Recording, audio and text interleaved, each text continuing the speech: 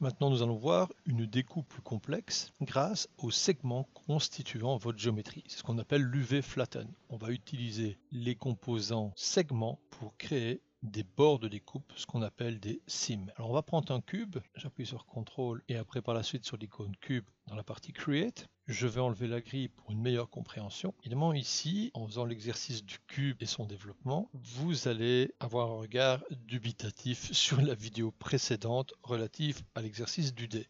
Mais encore une fois, n'oubliez pas que notre objectif est d'apprendre les différents outils et à vous de choisir par la suite les outils les plus judicieux pour optimiser votre production. Je vais faire un double clic pour être au niveau géométrie. Ici, je vais mettre UV Flatten. Donc je fais Tab, UV Flatten et j'active l'UV Flatten. Pour faire une découpe, nous allons donc créer les bords de cette découpe qui est appelé ici le Flattering Constraint. Lorsque vous cliquez, vous devez être théoriquement en mode segment. Si la sélection n'est pas en mode segment, cliquez sur le chiffre 3 sur le clavier numérique. Je rappelle qu'avec Shift, vous cumulez les sélections et qu'avec CTRL, vous annulez une sélection.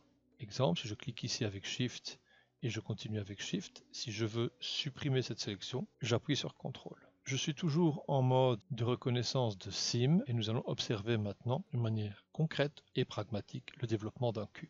J'appuie sur Shift et je clique. Si vous cliquez les trois segments du dessus, ça va être cette partie ici qui va être développée. Je continue en cliquant vers le bas. Je vais donc avoir cette phase développée suivie de celle-ci. Je continue en cliquant la suivante et je vais faire la même chose de l'autre côté.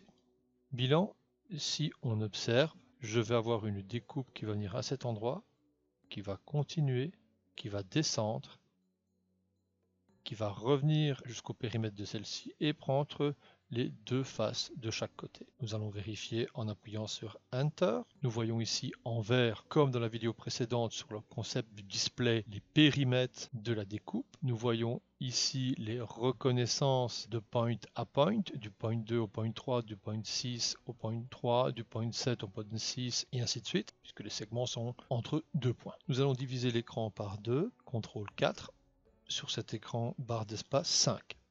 Et nous voyons notre découpe. Et il est vrai que maintenant, on peut considérer que cette technique est quand même plus sympa pour développer ne fût-ce qu'un cube.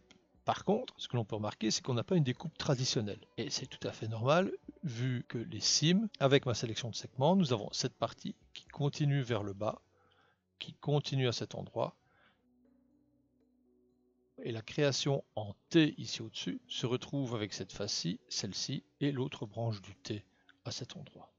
Vous avez une zone rouge qui permet de limiter le repack. Le repack permet de réaligner votre découpe d'une manière hyper pragmatique pour son développement et les dessins dans un soft 2D. Il suffit de cliquer sur repack.